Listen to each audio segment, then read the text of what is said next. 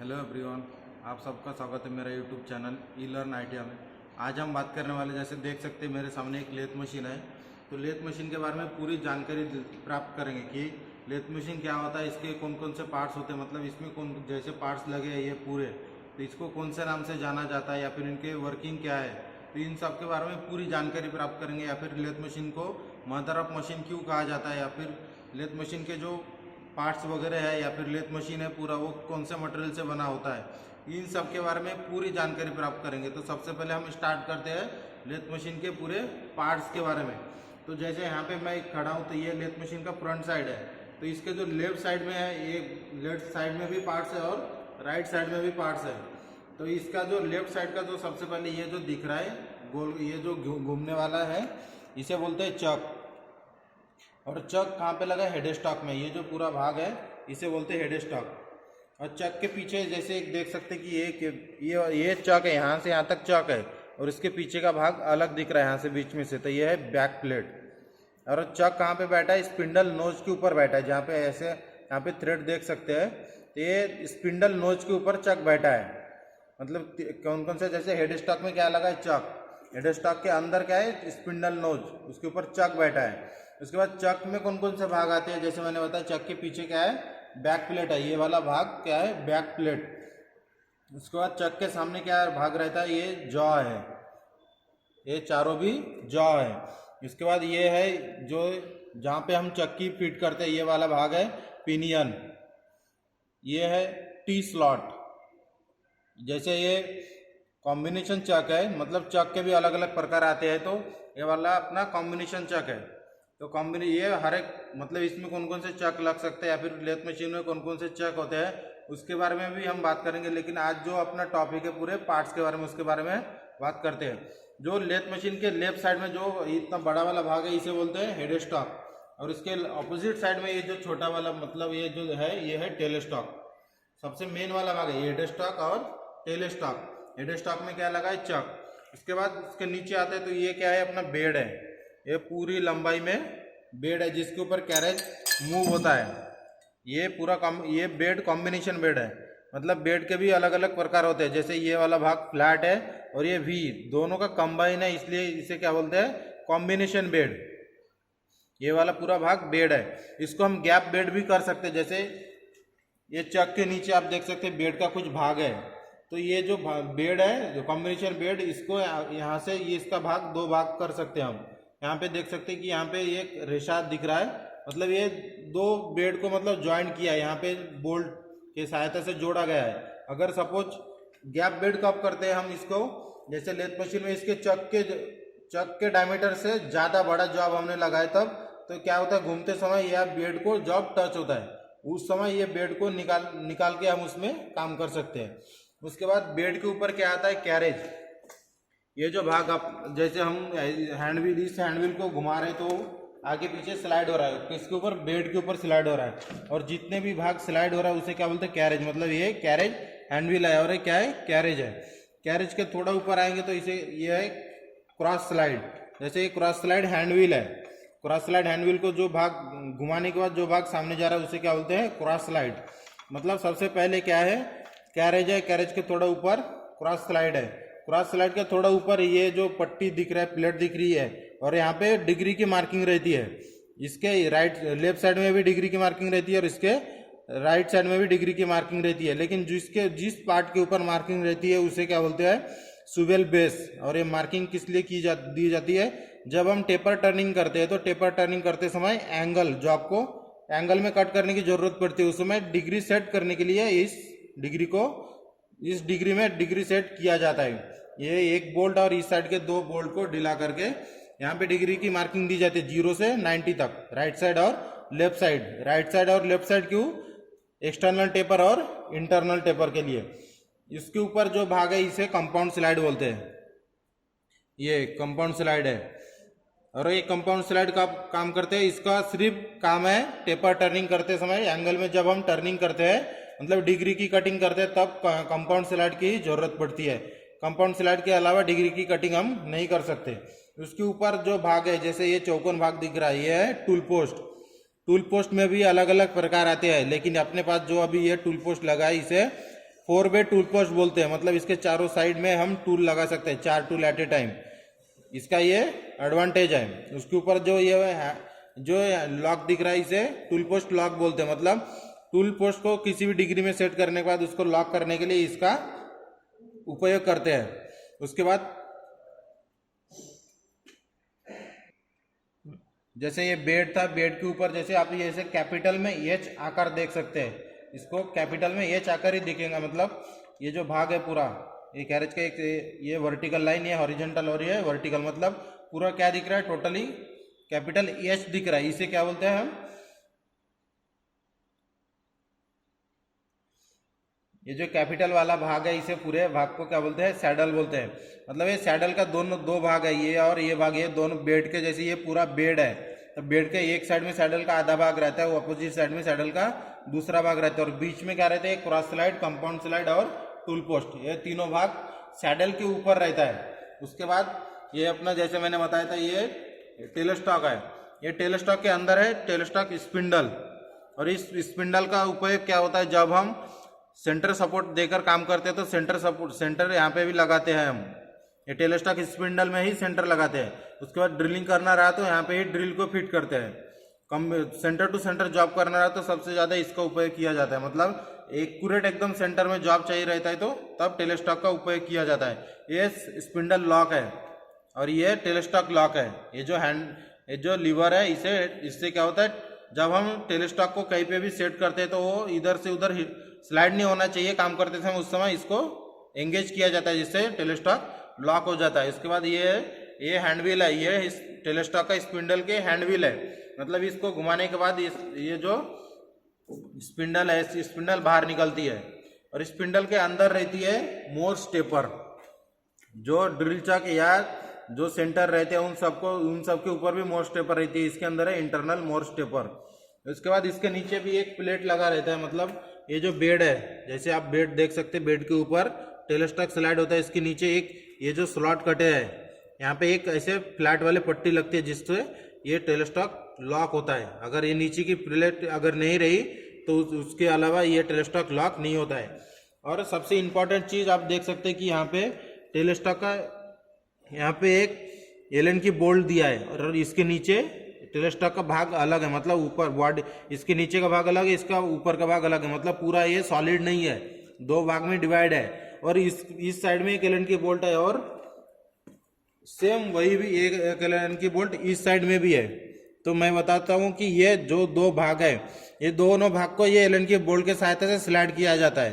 कब करते हैं, जब एक तो हम टेपर टर्निंग करते समय, मतलब by tailstock offset method के समय अगर टेपर टर्निंग करना रहा तब हम इसे स्लाइड करते हैं, या फिर जैसे टेल स्टॉक और हेड स्टॉक के दोनों का सेंटर टू सेंटर अगर मैच करना है, मतलब बहुत दिन बाद काम करते समय क्या हो जाता है, उसकी आउटनेस, उसमें अलाइनमेंट बिगड़ जाती है, तब सेंटर टू सेंटर उसके अलाइनमेंट बराबर लाने के लिए यहाँ का सबसे ज़्यादा काम रहता है, ये बोल्ट और उस साइड के बोल्ट। और इसके अलावा दूसरा काम मैंने बताया कि टेल स्टॉक ऑफसेट मेथड से अगर हमें टेपर टर्निंग करना रहा तो अब इसका उपयोग करते हैं।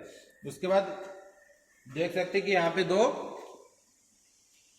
रॉड शाफ्ट दिख रहे हैं, तो ये दोनों शाफ्ट को क्या बोलते हैं, जो ऊपर में थ्रेड कटे हैं, ये जो थ्रेड कटे हैं इसको बोलते हैं लीड स्क्रू, और ये है अपना फीड रॉड। फीड रॉड एकदम सादा है, लेकिन इसमें एक सिर्फ कीवे कटा हुआ रहता है, जैसे यहाँ पे देख सकते हैं ये कीवे कटा हुआ है, मतलब स्पिंडल और ये फीड शाफ्ट और लीड स्क्रू को कैसे बचाना है, जिसके ऊपर थ्रेड कटे हुए रहते हैं वो है लीड स्क्रू, और जो प्लेन शाफ्ट रहता है उसे बोलते हैं फीड शाफ्ट, और जिसको ये फीड शाफ्ट के ऊपर कीवे कटे हुए रहते हैं। और जैसे लीड स्क्रू है, लीड स्क्रू के ऊपर थ्रेड कटे हैं, इसमें स्क्वायर थ्रेड कटे रहते हैं 90 डिग्री में, जो जब हम लेथ मशीन के ऊपर थ्रेडिंग करते हैं तो उस समय काम में आता है।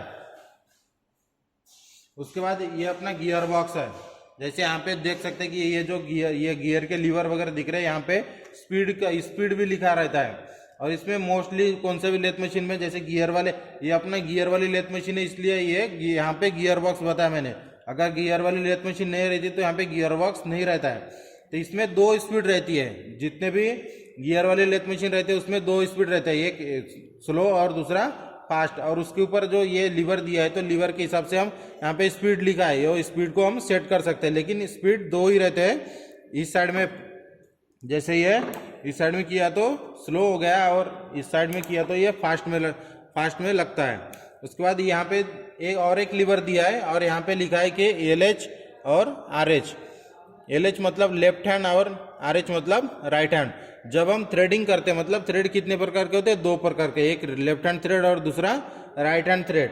तो लेफ्ट हैंड और राइट हैंड थ्रेड कट करते समय, मतलब जब हमें लेथ मशीन के ऊपर थ्रेडिंग करते हैं तो उस समय हमें कौन से थ्रेड कट करना है, लेफ्ट हैंड या राइट हैंड, तब ये लीवर हमें सेट करना पड़ता है कि लेफ्ट हैंड में थ्रेड कट करना है या फिर राइट हैंड में थ्रेड कटना है। उसके बाद इसके नीचे और दो चार्ट दिया है, एक और ये दो चार्ट है, ये थ्रेडिंग के चार्ट है। जैसे यहाँ पे लिखा हुआ है, यहाँ पे लिखा हुआ है मेट्रिक थ्रेड, और यहाँ पे थ्रेड्स एंड फीड, मतलब ये मेट्रिक और ब्रिटिश, मतलब दो लेथ मशीन में दो तरह के हम थ्रेड कटिंग कर सकते हैं, एक BHW और मेट्रिक। तो जब हम हमें थ्रेड कट करना रहता है तो कौन से भी पिच से ही हम थ्रेड कर सकते हैं, जैसे 1 mm 2 mm 3 mm जितना भी है वो पिच से हमें थ्रेड कट करना रहता है। और पिच के हिसाब से यहाँ पे ये जो चार्ट दिया है तो यहाँ पे गियर की सेटिंग भी दी जाती है, मतलब ऊपर वाले गियर में कितने दांते होने चाहिए, 50, बीच में 30 63, मतलब हर एक मशीन का ऐसे कॉमन नहीं है, ये हर एक मशीन में सेम रहेगा। मशीन की बनावट के हिसाब से ये गियर की सेटिंग अलग अलग रहती है, बाकी पिच वगैरह जो तो सेम रहते हैं, लेकिन उसकी जो दांते वगैरह वो अलग अलग रहती है मशीन की बनावट के हिसाब से। तो ये दोनों चार्ट कब काम आते हैं? थ्रेडिंग करते समय। और ये एक लीवर है, यहाँ पे लिखा है 1 2 3। तो ये जो चार्ट के हिसाब से हम पूरे जैसे थ्रेडिंग करते समय ये पूरे गियर बॉक्स को हमें एंगेज करना पड़ता है। इसको ये राइट हैंड लेफ्ट हैंड ये थ्रेडिंग के हिसाब से ये वाले लीवर, यहाँ पे होल दिख रहा है आपको 1 2, यहाँ से यहाँ पे 9 होल रहते हैं। तो ये चार्ट के हिसाब से हमें ये होल भी सेट करना पड़ता है। जैसे ये 1.5 mm के पिच है तो इसके लिए होल नंबर यहाँ पे दिया है, सबसे नीचे होल नंबर कितना होना चाहिए? 1। मतलब अगर हमें 1.5 की पिच हमें सेट करनी है तो उस समय होल कितने नंबर का, मतलब ये ऐसे स्लाइड होता है, निकलता है, और अलग अलग होल में हम सेट कर सकते हैं। तो उस समय हमें कौन से होल में सेट करना है? अगर 1.5 की हमें थ्रेड कट करनी है तो 1 पे, यहाँ पे नंबरिंग किया है 1 2 3 4, मतलब 9 तक पूरे होल कितने रहते हैं? 9 है। और ये पिच के हिसाब से हमें पूरे सेट करना रहता है। मतलब ये पूरे क्या हो गया, थ्रेडिंग करते समय ये नीचे के जितने भी लीवर है इसको छोड़ के ये सिर्फ स्पीड कम ज्यादा करने के लिए रहता है, बाकी के जितने भी लीवर यहाँ पे दिख रहे हैं पूरे थ्रेडिंग करते समय इन सब का काम आता है। या फिर ऑटोमेटिक फीड के समय भी इनका काम आता है। ऑटोमेटिक फीड के समय कैसे? राइट हैंड लेफ्ट हैंड, मतलब हमें राइट हैंड में कैरेट स्लाइड करना या फिर लेफ्ट हैंड की तरफ, ये सब इसके ऊपर डिपेंड करता है। और ये जो लीवर है, जैसे मैंने यहाँ पे बताया कि 2 शाफ्ट है, लीड स्क्रू और फीड रॉड, तो ये दोनों को ये एंगेज करता है। एक साइड में लीड स्क्रू एंगेज होता है, दूसरे साइड में फीड शाफ्ट एंगेज होता है। उसके बाद आते हैं कैरेज के नीचे थोड़ा भाग रह गया था। उसके बाद ये जो लीवर दिख रही है इसको पूरे एप्रॉन मैकेनिज्म बोलते हैं। एप्रॉन मैकेनिज्म मतलब इसका काम कब होता है? जैसे ये लीवर है, इसको एंगेज और डिसएंगेज करने से हम फीड शाफ्ट को ऑटोमेटिक फीड में हम चला सकते हैं। उसके बाद ये जो लीवर है, ये लीवर सिर्फ लीड स्क्रू को एंगेज और डिसएंगेज करने के लिए दिया गया है। ये वाले लीवर लीड स्क्रू को एंगेज और डिसएंगेज कब? थ्रेडिंग करते समय। और ये जो एक लीवर दिया गया है, यहाँ पे 3 होल है, 1 2 3, और ये बीच में का होल जब हमें ये काम कब काम आता है? ऑटोमेटिक फीड के समय। ऑटोमेटिक फीड लेथ मशीन में कैरेज ऑटोमेटिक घूमता है और क्रॉस स्लाइड, बाकी कंपाउंड स्लाइड ऑटोमेटिक घूमता नहीं है। तो ये जो अभी जैसे मैंने बताया था 3 होल है, तो बीच में न्यूट्रल, ऊपर वाले में क्रॉस स्लाइड और नीचे वाले में कैरेज। मतलब ये जो 2 होल है ऊपर और नीचे, तो एक क्रॉस स्लाइड के लिए, एक कैरेज के लिए। दोनों को अगर हमें दोनों एट ए टाइम ऑटोमेटिक नहीं होता, कौन से भी एक को हम एक समय में ऑटोमेटिक घुमा सकते हैं, तो ये उस समय ये काम आता है। गियर इंगेज करने के बाद ये हमें एंगेज करना पड़ता है। बीच में रहा तो हम सादा मैनुअली काम करते समय इसको हम बीच में सेट करते हैं। उसके बाद लेथ मशीन का जैसे ये अपना स्टार्टर है, पूरा स्टार्टर, यहाँ पे रिवर्स लिखा है स्टॉप, फॉरवर्ड मतलब स्टॉप मतलब मशीन बंद रहती है। उसके बाद रिवर्स मतलब अगर हमें कौन से भी ऑपरेशन करते समय अगर हमें रिवर्स में घुमाना रहा तो हम रिवर्स में घुमा सकते हैं या फिर फॉरवर्ड में घुमा सकते हैं। स्टार्टर भी हर एक मशीन में अलग अलग रहते हैं, मतलब यहाँ पे इतने बड़े लगे हैं, दूसरे इसमें ऐसे लीवर वाले रहते हैं। डायरेक्ट वो एक साइड में किया तो फॉरवर्ड, दूसरे साइड में किया तो रिवर्स, बीच में रहा तो न्यूट्रल मतलब बंद। स्टार्टर भी मशीन के हिसाब से अलग अलग रहते हैं। उसके बाद ये हो गया पूरे गियर बॉक्स। उसके नीचे लगा है लेथ मशीन के ये वाला जो भाग है ये है ट्रे। मतलब जब हम लेथ मशीन के चक के कटिंग करते हैं तो उसमें से कटिंग किया हुआ पूरे चिप्स कहाँ पे जमा होते हैं, ट्रे में जमा होता है। उसके बाद देख सकते हैं ये वाला एक और दूसरा, ये दोनों क्या है, लेग है, लेथ मशीन के लेग है, जिसके ऊपर मशीन खड़ी है उसे क्या बोलते हैं, लेग। उसके बाद यहाँ पे और एक चीज दिख रहा है, ये जो एक टैंक टाइप दिख रहा है इसे बोलते हैं कूलेंट टैंक। इसके साइड में पाइपलाइन भी देख सकते हैं आप, तो इसे ये है कूलेंट टैंक। जब हम लेथ को मशीन में ऑटोमेटिक कटिंग वगैरह करते हैं तब हमें कूलेंट की आवश्यकता पड़ती है, उस समय ये टैंक काम में आता है। ये अपने पंप है, कूलेंट पंप। ये जो दिख रहा है ये होल्डर है, मतलब यहाँ पे बल्ब लगता है। जब अगर हमें कुछ काम अगर रात में करना रहा तो तब लाइट की सुविधा के लिए ये लगा हुआ है। उसके बाद और एक चीज, जैसे ये कैरेज स्लाइड हो रहा है, तो कैरेज स्लाइड किसके ऊपर हो रहा है, यहाँ पे एक रैक है, ये जो देख सकते हैं कि ये जो पूरे दांतें कटी हुई है इसे क्या बोलते हैं, रैक। और इसके अंदर एक है पिनियन। जब हम कैरेज को घुमाते हैं, मतलब कैरेज से अटैच है, इस अंदर है, अंदर के साइड में है, और यहाँ पे दिखेगा नहीं, तो उसके अंदर के साइड में है, तो उसे क्या बोलते हैं, पिनियन। मतलब ये जो बेड के ऊपर स्लाइड हो रहा है ये कैरेज पूरा, तो कौन से, इसके ऊपर रैक और पिनियन के ऊपर ही ये काम कर रहा है पूरे भाग। पार्ट पूर्ण मिटून गेला है तो चलो। ये आप देख सकते हैं कि ये लीड स्क्रू फीड रॉड, उसके साइड में एक गोल वाला भाग दिख रहा है, इसे बोलते हैं चेसिंग डायल। मतलब लेथ मशीन के पार्ट्स का नाम ही है ये चेसिंग डायल। और इसका उपयोग कब करते हैं, जब जैसे लेथ मशीन दो प्रकार के होते हैं, एक लेथ मशीन दो प्रकार के होते हैं, एक होता है मैट्रिक लेथ मशीन, दूसरा ब्रिटिश लेथ मशीन। मतलब ये कौन से लेथ मशीन है, वो इसके लीड स्क्रू के ऊपर डिपेंड करता है। मतलब अगर लीड स्क्रू के जो मैंने बोला था कि ये स्क्वायर थ्रेड है, तो ये अगर मैट्रिक पिच में मतलब 4 mm 6 mm पिच में कटा है तो ये मशीन क्या हो जाएंगी, ये मैट्रिक लेथ मशीन। अगर ये ब्रिटिश के पिच में कटे हुए होंगे तो वो मशीन क्या बन जाती है, ब्रिटिश लेथ मशीन बन जाता है। तो ये चेसिंग डायल, मैंने जब ये अभी बोला था कि चेसिंग डायल एक भाग, उसका उपयोग कब करते हैं, अगर लेथ मशीन हमारी मैट्रिक लेथ मशीन है और उसके ऊपर हमें ब्रिटिश थ्रेड कट करना है, तो उस समय ये चेसिंग डायल के हिसाब से ही कटिंग थ्रेडिंग किया जाता है। या फिर जैसे अपनी मशीन ब्रिटिश लेता है उसके ऊपर हमें मैट्रिक थ्रेड कट करना है, तो उस समय में भी ये चेसिंग डायल काम में आता है। मतलब चेसिंग डायल का उपाय क्या है, मैट्रिक लेथ के ऊपर ब्रिटिश थ्रेड और ब्रिटिश लेथ के ऊपर मैट्रिक थ्रेड कट करते समय ये इस वाले भाग का उपयोग किया जाता है। ये अपना गियर, जैसे अपनी मैंने बोला था टेलर अपना गियर बॉक्स, उसके बाद पीछे वाला भाग है, मतलब कौन कौन से गियर लगे हैं ये पूरे इसमें दिखाया गया है। तो सबसे पहले स्टार्ट करते हैं, जैसे ये अपना स्पिंडल, मैंने जैसे बोला था कि चक किसके ऊपर बैठा है, स्पिंडल नोज, और ये है स्पिंडल बोर।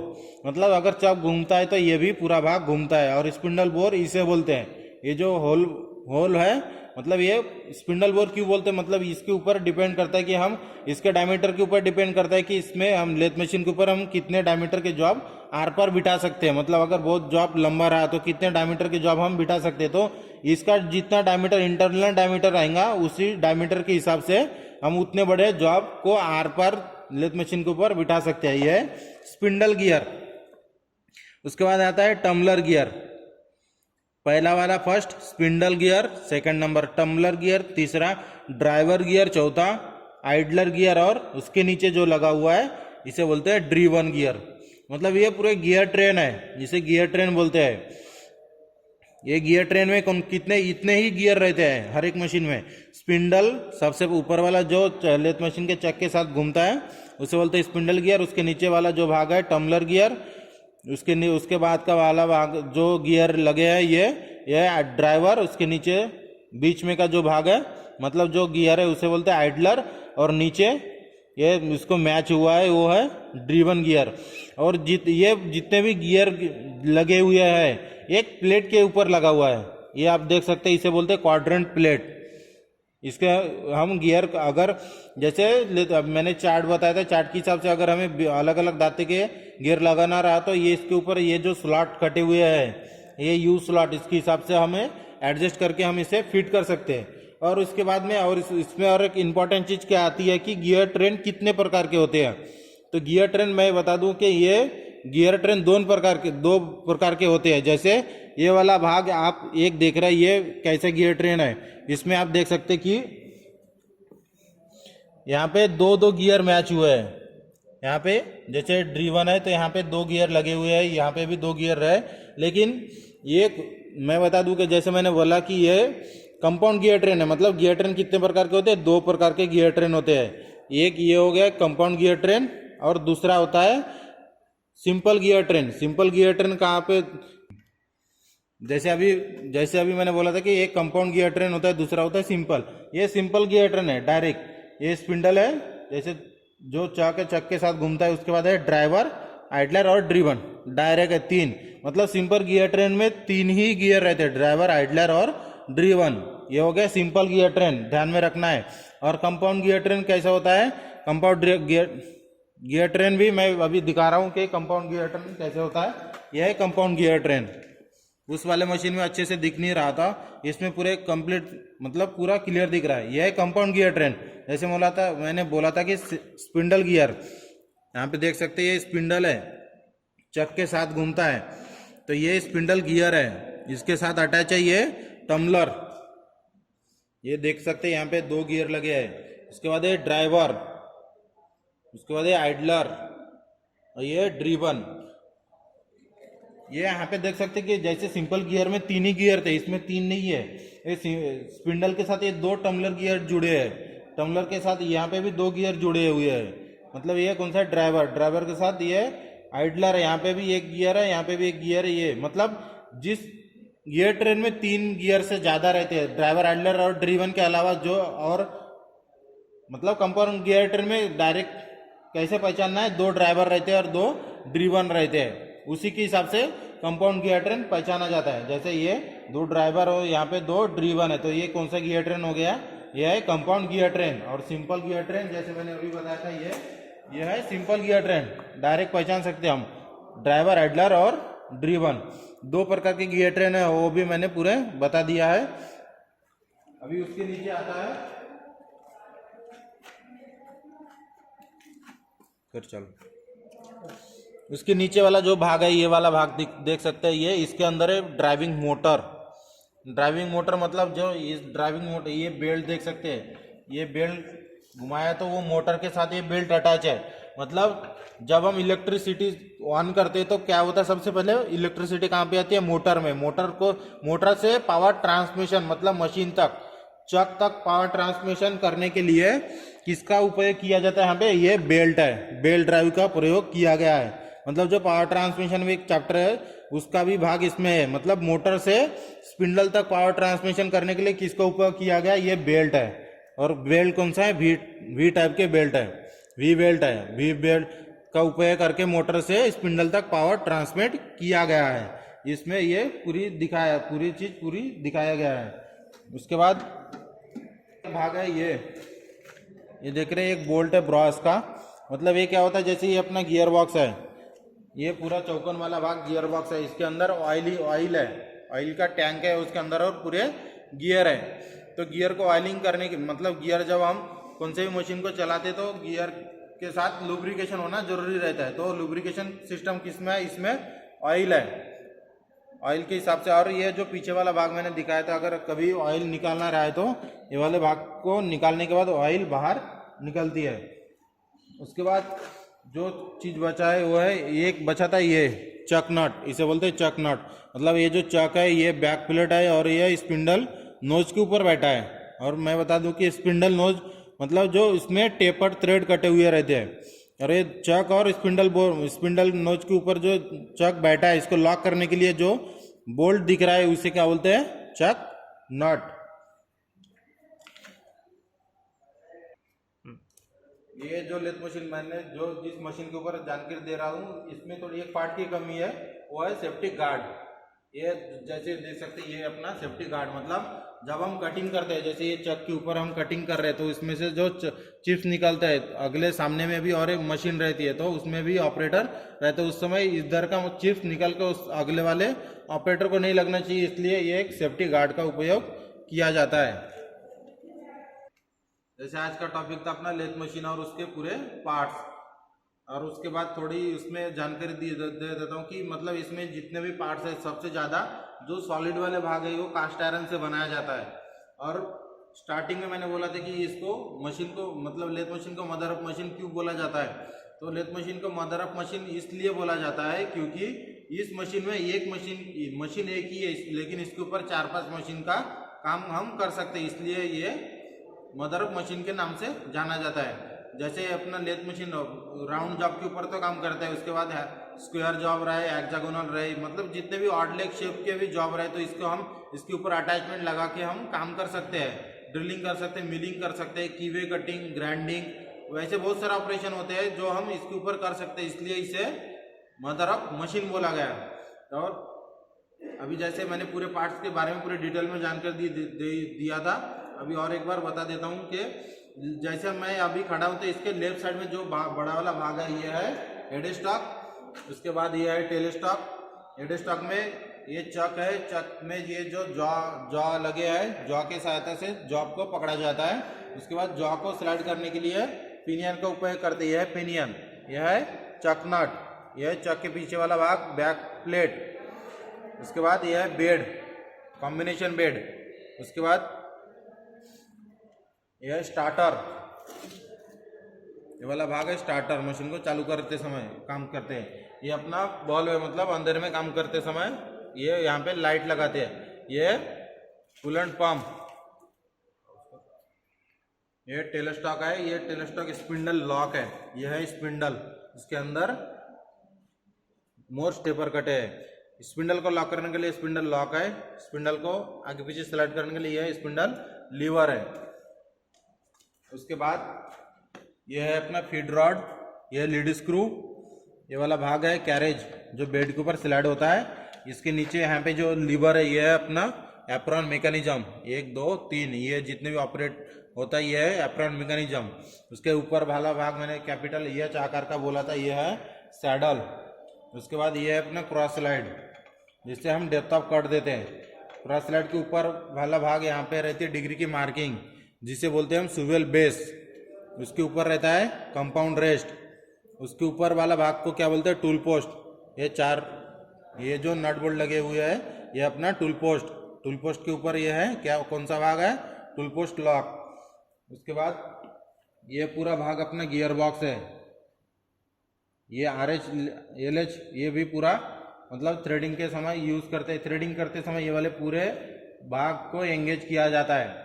ये अपना गियर है, इसमें नॉर्मली 2 ही स्पीड रहते हैं गियर वाले, गियर बॉक्स वाले। इसमें एक स्लो और दूसरा फास्ट, और बीच में रहती है न्यूट्रल। उसके बाद लेथ मशीन जिसके ऊपर खड़ी है उसे बोलते हैं लेग। और नीचे और एक था कूलेंट, और एक भाग है कूलेंट टैंक, जिससे हम मशीन में कटिंग करते समय कूलेंट देते हैं। उसके बाद है ये गियर बॉक्स के पीछे वाला भाग, गियर ट्रेन। 2 प्रकार के होते हैं, एक सिंपल और कंपाउंड। सबसे पहला ये स्पिंडल, उसके बाद टम्बलर, ड्राइवर, आइडलर, ड्रिवन। जितने भी गियर जो प्लेट के ऊपर बैठे उस ये वाले प्लेट उसे बोलते हैं क्वाड्रेंट प्लेट। उसके बाद नीचे लगी है मोटर, मोटर से पावर को ट्रांसमिशन स्पिंडल तक करने के लिए किसका उपयोग किया है, ये बेल्ट, वी बेल्ट लगे हुए हैं इसमें। और यह है वी पुल्ली, मतलब बेल्ट अगर बिना पुल्ली के ऊपर बेल्ट घूमता नहीं है। इसके बाद 2 और एक फर्क दिखा देता हूँ कि ये है अपने गियर बॉक्स, मतलब ये गियर वाली मशीन है, ऑल गियर बोलते हैं। और ये सेकंड, ये जो आप देख सकते हैं इसे बोलते हैं हम कोन पुली। ये है कोन पुली मशीन, मतलब 2 प्रकार के ही मशीन मतलब गियर बॉक्स होते हैं। 2 प्रकार के गियर बॉक्स होते हैं। जैसे ये वाली मशीन में गियर ऑल गियर वाली गियर बॉक्स है, और ये अपनी है कोन पुली। तो इसमें फर्क क्या है, उसमें गियर होते हैं, इसमें गियर नहीं होते, मतलब मेंटेनेंस खर्चा इसमें कम रहता है। उसमें क्या है, मेंटेनेंस खर्चा ज़्यादा। अगर गलती से एक आधी अंदर में बहुत सारे गियर लगे, एक आधी गियर के दांते अगर टूट जाते हैं तो मेंटेनेंस खर्चा बहुत बढ़ जाता है। लेकिन इसमें उससे 3 गुना मेंटेनेंस खर्चा कम है, क्योंकि इसके अंदर भी ऑयल डालने की ज़रूरत नहीं रहती, या फिर ऑयल के अंदर ये गियर स्लाइड नहीं होते, मतलब मूव नहीं होते, डायरेक्टली इसमें एक होल रहता है, उसमें डायरेक्टली हम ऑयलिंग करते हैं। तो ये 2 प्रकार के गियर बॉक्स होते हैं, एक ऑल गियर्ड हेड स्टॉक, मतलब हेड स्टॉक 2 प्रकार के होते हैं, ऑल गियर्ड हेड स्टॉक, और दूसरा होता है कोन पुली हेड स्टॉक। और सबसे ज़्यादा मतलब मशीन ये वाले यूज़ किए जाते हैं, गियर वाले मशीन नहीं यूज़ करते, ये जैसे ये कोन पुली हेड स्टॉक है, ये कोन पुली हेड स्टॉक वाले लेथ मशीन ही यूज़ किए जाते हैं। उसके बाद अभी मैंने बोला था ये चक है, तो चक कौन से प्रकार का, ये कॉम्बिनेशन चक है। कॉम्बिनेशन क्यों है, मतलब चक बहुत सारे प्रकार के आते हैं, कॉम्बिनेशन, 4 चक, 3 चक, जैसे इसमें 3 चक लगे हुए हैं, मतलब ये जो जितने जॉ लगे उसके हिसाब से इसका नाम दिया जाता है, 3 चक, 2 चक, 4 चक। इसका कॉम्बिनेशन क्यों बोला जाता है, इसका जो इसमें 4 जा लगे हैं, कॉम्बिनेशन 4 जा, और ये पिनियन है, ये एक पिनियन को पूरा घुमाने के बाद 4 ही जा आगे पीछे स्लाइड होता है, इसलिए इसे बोलते हैं कॉम्बिनेशन चक। ये था आज का टॉपिक कि लेथ मशीन में कौन कौन से पार्ट्स होते हैं, उसकी वर्किंग क्या है, या फिर वर्किंग प्रिंसिपल क्या है, या फिर लेथ मशीन को मदर ऑफ मशीन क्यों बोला जाता है, ये सब के बारे में पूरी जानकारी हमने प्राप्त की है। अभी गियर ट्रेन वगैरह, मतलब जितने भी पार्ट्स लेथ मशीन में लगे और रहते हैं, उन सब के बारे में पूरी हमने जानकारी प्राप्त की है। अगर किसी को कुछ अगर पूछना है तो हम कमेंट बॉक्स में जाके कमेंट करके पूछ सकते हैं। अगर ऐसे वीडियो को अगर आप सब लाइक करें और शेयर करें, मतलब किसी को कौन से भी टॉपिक में अगर थ्योरेटिकल है या फिर प्रैक्टिकल रहे, कौन से भी टॉपिक में कुछ जानकारी चाहिए तो हमें डायरेक्टली मैसेज कर सकते हैं।